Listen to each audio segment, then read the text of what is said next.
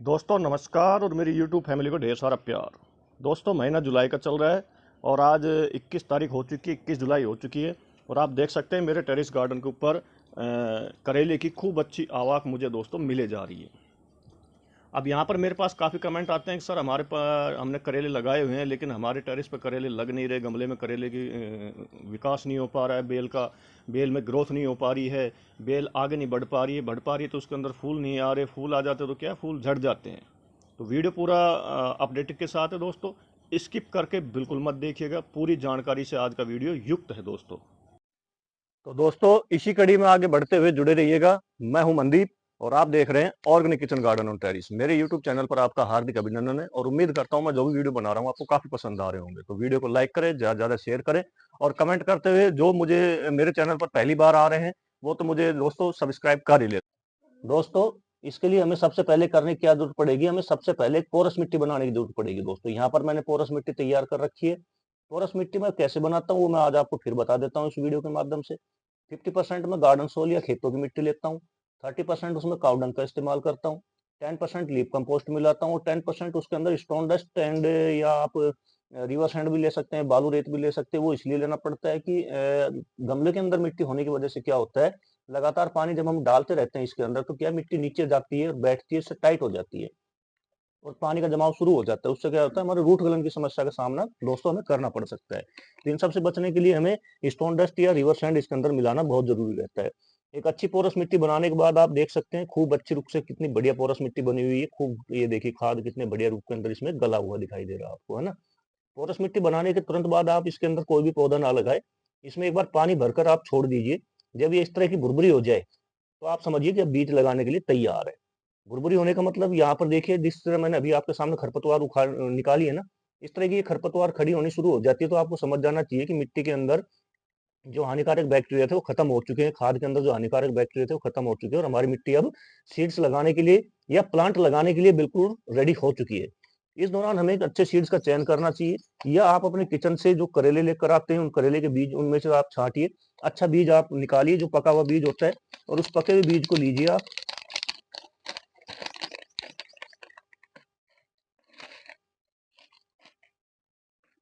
और आप इस तरह बीज को लिए और हर गमले के अंदर कम से कम भी तो आपके गमले का साइज अप्रोक्सीमेटली यहाँ पर 15 बाई 15 का होना चाहिए दोस्तों। और बीज को रखें यहाँ पर और मिट्टी में नमी ऑलरेडी है, आप इस पर मिट्टी डाल दीजिए और ऐसा कर दीजिए दोस्तों। सीड्स लगाने के 15 दिन बाद आप देखेंगे कि आपके करेले का जो सीड्स आपने लगाया था कुछ इस तरह से वो जर्मिनेट हो चुका है और खूब ही अच्छे सुंदर रूप के अंदर अपनी पत्तियों को बखेरते हुए आगे चलने लग रहा है दोस्तों। इस वक्त हमें इसके अंदर ना तो कोई खाद देने की जरूरत रहेगी, ना ही किसी तरह का न्यूट्रिशन देने की रिक्वायरमेंट रहेगी, क्योंकि ऑलरेडी मिट्टी के अंदर हमारे यहाँ पर 30% एंड 10% का जो कॉम्बिनेशन हमने मिलाया हुआ है वह इस पौधे को पूर्ण रूप से दोस्तों ग्रोथ देगा। ये देखिए इसके बगल में ही जो कि बेल, अब ये बेल अप्रोक्सीमेटली 30 से 40 दिन के करीब की हो चुकी है और खूब अच्छे गहरे रुख के अंदर दोस्तों चले जा रही है। इस दौरान हमें देखने की क्या जरूरत पड़ेगी, इनकी पत्तियों को देखना है, चेकआउट करना है पत्तियों में किसी तरह का कोई इंसेक्ट का अटैक तो नहीं है। अगर इंसेक्ट का अटैक है तो फिर आपको उसका ट्रीटमेंट करना चाहिए होगा, नहीं तो आपको इसके अंदर एक बार नीम ऑयल का इस्तेमाल जरूर कीजिएगा दोस्तों। अगर आप नीम ऑयल नहीं लेते हैं तो मेरी तरह आप मैं नीम के पत्तों को लेकर आता हूँ, उनको मिक्सी में मिक्सअप करता हूँ और उसके अंदर अपना बना के काढ़ा और इन पर स्प्रे कर देता हूँ, ताकि इन पर किसी भी तरह का कोई भी इंसेक्ट का अटैक दोस्तों देखने को ना मिले। यहाँ पर दोस्तों मैं आपको बताना चाहूंगा, जब आपकी बेल अप्रोक्सीमेटली 40 से 50 दिन के बीच की होती है तो कुछ इस तरह आपको दिखाई देगी दोस्तों। पूरी ग्रीनरी के साथ चल रही है, इसमें कहीं कोई पीलापन नहीं है। यहाँ पर काफी लोगों को डाउट हो जाता है, शिकायत हो जाती है इस तरह के पत्तों को देखते हुए। देखिए ये जो पत्ता पीला दिखाई दे रहा है ना आपको, इन पत्तों को देखते हुए कि हमारे पौधे के अंदर तो कोई इंसेक्ट का अटैक हो गया या कोई न्यूट्रिशन की कमी है। यहाँ पर घबराए नहीं, ना तो पौधे में न्यूट्रिशन की कमी है ना ही किसी इंसेक्ट का अटैक हुआ है। ये पत्तियां सबसे फर्स्ट वाली इनिशियल पत्तियां थी, जो फर्स्ट वाली पत्तियां थी ये देखिए आपके सामने, उसके बाद की पत्तियां थी। तो ये तो अपना कलर छोड़ेगी, इनकी टाइम लाइफ साइकिल कंप्लीट हो चुका, तो ये यहाँ से हटने की कोशिश करेगी ताकि आगे पौधे के आगे बढ़ती हुई पत्तियों को बहुत पूर्ण रूप से न्यूट्रिशन मिल सके दोस्तों। इस दौरान दोस्तों हमें पौधे के अंदर जब 40 दिन का करीब का हो जाता है तो एक बार हमें गमले के अंदर अप्रोक्सीमेटली 1 से 2 मुट्ठी काऊ डंग का इस्तेमाल कर सकते हैं। चाहे गाय का गोबर हो, चाहे भैंस का गोबर हो, कम से कम 1 साल पुराना होना चाहिए। और पुराना होने के साथ साथ ही आप इसकी जो रूट्स हैं उनके पास में मिट्टी चढ़ाते रहिएगा दोस्तों। ठीक है, आप देख सकते हैं यहाँ पर ये रूट के बगल में व्हाइट व्हाइट रूट्स और भी निकलना शुरू हो चुकी है। तो इन रूट्स को आप ढकने की कोशिश कीजिएगा दोस्तों मिट्टी लगाकर। दोस्तों जब आपकी बेल 60 दिन की होने की होती है तो आपको देखिए इस तरह से फूल आना शुरू हो जाते हैं। इनमें मेल फूल भी होते हैं और फीमेल फूल भी होते हैं। इस दौरान आपके टेरेस गार्डन के अंदर नेचुरल पॉलिनेटर का आना बहुत ज़्यादा ज़रूरी होता है। वो चाहे भंवरे हो, तितली हो या मधुमक्खियाँ हो। ये नेचुरल पॉलिनेटर क्या काम करते हैं? ये एक्चुअली पॉलिनेशन की प्रक्रिया को कंप्लीट करते हैं दोस्तों। अगर आपके यहाँ नेचुरल पॉलिनेटर नहीं आते हैं तो आपको खुद इसकी पॉलिनेशन की प्रक्रिया को कंप्लीट करनी होगी दोस्तों। यहाँ पर दोस्तों आप देख सकते हैं मेल फूल के साथ साथ मेरे यहाँ पर फीमेल फूल काफी ज्यादा मात्रा के अंदर आए हुए हैं। ये देखिए आप कितने ज्यादा फीमेल फूल आए हुए हैं। और ये देखिए छोटे छोटे रुख के अंदर खूब ज्यादा फीमेल फूल दोस्तों यहाँ पर मेरे टेरेस गार्डन पर आए हुए हैं। अब इनका पोलिनेशन कराना यहाँ पर बहुत जरूरी रहेगा। अगर आप पोलिनेशन नहीं कराएंगे तो आपका करेला इस तरह से नहीं बन पाएगा। जिस तरह ये देख रहे हैं आप, ये करेला बन रहा है। ठीक है, तो आपको पोलिनेशन कराना यहाँ पर निहायत ही जरूरी है दोस्तों। हैंड पॉलिनेशन के लिए दोस्तों आपको मेल फूल को ऐसे लेना है, साथ में फीमेल फूल को ऐसे लेना है। इन दोनों को देखिए, ये फीमेल फूल के अंदर जो स्टिग्मा है, इसके ऊपर आपने जो ये मेल फूल है, इसके जो अंदर पाउडर है, उस पाउडर को आपने इस फीमेल फूल पर दोस्तों लगा देना है। फूल को ऐसे कर लीजिएगा आप। यहाँ पर आपके करेले का पीला होकर गिरना, काला होकर गिरना या सूख जाना, ये समस्या आपकी यहाँ पर कंप्लीट हो जाती है दोस्तों। ये इसके बाद, ये करने के बाद आपका करेला पूर्ण रूप से करेला बनेगा और वो पीला होकर या सड़कर या गलकर या फिर काला होकर नीचे नहीं गिरेगा, अपनी पूरी ग्रोथ लेगा दोस्तों।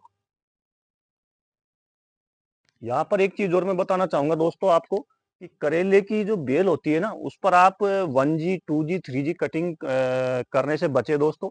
यहाँ पर आप देख सकते हैं कि मैंने बगैर कोई कटिंग किए हुई मेरे यहाँ पर काफी ब्रांचें दोस्तों करेले की एक्चुअली निकलकर चारों तरफ फैली हुई है दोस्तों। इस स्टेज तक पहुंचने के साथ साथ मैं आपको बताना चाहूंगा कि हमारे जो करेले की बेल थी उसने हमारी मिट्टी से काफी ज्यादा न्यूट्रिशन दोस्तों खींच लिया है। अब हमारी मिट्टी को क्या है, न्यूट्रिशन की जरूरत पड़ेगी ताकि वो आगे करेले की बेल के अंदर पहुंचा सके दोस्तों। नहीं तो हमारे करेले का जो साइज है वो दोस्तों छोटा रह जाएगा। छोटा रहने के साथ ही मैं बताना चाहूंगा कि उसके अंदर ग्रोथ होने की संभावना दोस्तों कम हो जाएगी। आप देख सकते हैं यहाँ खूब अच्छे रुख के अंदर करेले की जड़ें बहुत अच्छे रुख के अंदर चारों तरफ दोस्तों फैली हुई है। तो हमें किसी लकड़ी की खुरपी या नॉर्मल उससे सॉफ्ट चीज से इसकी हल्की हल्की गुड़ाई करनी चाहिए ताकि इसकी रूट्स डैमेज ना हो। और नॉर्मल गुड़ाई करनी चाहिए, आपको ज्यादा गुड़ाई नहीं करनी चाहिए बेल वर्गीय सब्जियों के अंदर, क्योंकि बेल वर्गीय सब्जियों के अंदर में अगर अपन गहरी गुड़ाई कर देते हैं तो उससे लॉस ये होता है कि उसकी रूट्स कट जाती है। फिर पौधा क्या करता है कि आगे फूल और फल बनाने में कम ध्यान देगा।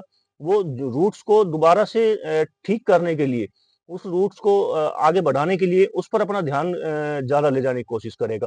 इससे क्या है कि पौधा थोड़ा डिस्टर्ब हो जाता है। तो हमें इस चीज का ध्यान रखना है हमेशा। नॉर्मल सॉफ्ट लकड़ी की आप बना सकते हैं ऐसे जैसे मैंने बनाई हुई है, या आप किसी भी सॉफ्ट चीज से नॉर्मल से इसकी हल्की हल्की गुड़ाई करें। और गुड़ाई करने के साथ साथ ही मैं आपको बताना चाहूंगा जिन फर्टिलाइजर का मैं अब आपको इस्तेमाल करूंगा इसके अंदर, वो भी मैं आपको दोस्तों दिखाने वाला हूँ। ये देखिए दोस्तों, सबसे पहले तो मैं आपको बताना चाहूंगा ये है मस्टर्ड केक। इस वक्त इस पौधे को इसकी खास जरूरत रहती है जब फूल पौधे के अंदर फल और फूल आते हैं, क्योंकि इसके अंदर नाइट्रोजन भी होता है, कैल्शियम भी होता है, पोटेशियम भी होता है, फास्फोरस भी होता है। तो ये इस वक्त पौधे के अंदर बहुत ज्यादा जरूरी रहता है। पौधे की ग्रीनरी को बनाए रखने के लिए नाइट्रोजन की जरूरत पड़ती है। ठीक है, पौधे में फल फूल लाने के लिए पोटेशियम की जरूरत पड़ती है। और पौधे के विकास के लिए, साथ में फलों के विकास के लिए, फलों को उनका साइज का आकार पूर्ण रूप से बन सके, उसके लिए कैल्शियम की जरूरत पड़ती है, जो कि इसके अंदर भरपूर मात्रा में दोस्तों मिल जाता है। तो ये हमने 1 चम्मच लेनी है, और 1 चम्मच लेने के करीब ही ये मैंने पाउडर नुमा ले रखी है। 2 तरीके से दिया जाता है। लिक्विड बनाकर हम खाद दे सकते हैं गर्मियों के अंदर दोस्तों, गर्मी या सर्दियों में दे सकते हैं लिक्विड बनाकर। इस वक्त बारिश का मौसम चल रहा है, तो बारिश के मौसम में हमें इसको हमेशा ध्यान रखें, पाउडर नुमा खाद का ही आप इस्तेमाल करें अपने यहाँ पर। लिक्विड खाद देने से बचे, क्योंकि गीली ज्यादा रहती है मिट्टी। अगर आप लिक्विड खाद देने की कोशिश करेंगे तो पौधे को लॉस होने की, रूट गलन की समस्या का सामना दोस्तों यहाँ पर करना पड़ सकता है। दूसरा खाद एक और है जो अभी इसको बहुत ज्यादा सख्त जरूरत रहेगी दोस्तों।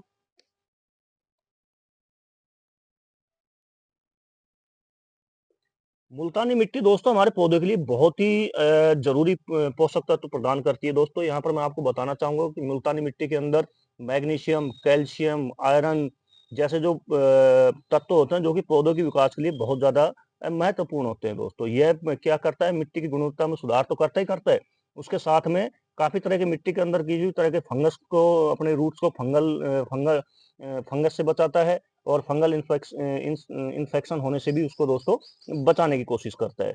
साथ में दोस्तों काफी चीजों से ये चीजें पता चलती है कि ये अपने जो पौधा होता है उसको काफी बीमारियों से बचाने में मदद करता है। दोस्तों तो यहाँ पर मैं आपके सामने 1 चम्मच के करीब ही मुल्तानी मिट्टी लूंगा और इसके साथ मिक्स करते हुए इसमें एक साइड में डाल दूंगा दोस्तों, और इनको मैं वापस मिट्टी से कवर कर दूंगा। कवर करने के बाद आप देख सकते हैं मिट्टी में हल्का मॉइस्चर है। अब यहाँ पर इसमें क्या पानी देने की जरूरत पड़ेगी, लेकिन बारिश का मौसम हो रहा है, मैं यहाँ पर पानी नहीं दूंगा। अगर बारिश का मौसम नहीं होता है तो आप यहाँ पर इसमें पानी दे सकते हैं। दोस्तों सरसों की खली और मुल्तानी मिट्टी के इस्तेमाल के बाद आप देख सकते हैं दोस्तों, आपकी पूरी बेल करेले से तो भरी गई है, साथ में करेलों ने भी अपना विकास कर लिया है। करेले भी काफ़ी बिग रूप के अंदर आपके सामने दोस्तों लगे हुए हैं दोस्तों। तो दोस्तों वीडियो कैसा लगा कमेंट करके ज़रूर बताइएगा। कमेंट करने के साथ साथ शेयर भी ज़रूर कीजिएगा। नए व्यूवर्स तो मुझे ज्वाइन कर ही ले दोस्तों। मिलते हैं नेक्स्ट वीडियो में नई जानकारी के साथ। तब तक के लिए आप सभी को जय हिंद, जय भारत दोस्तों।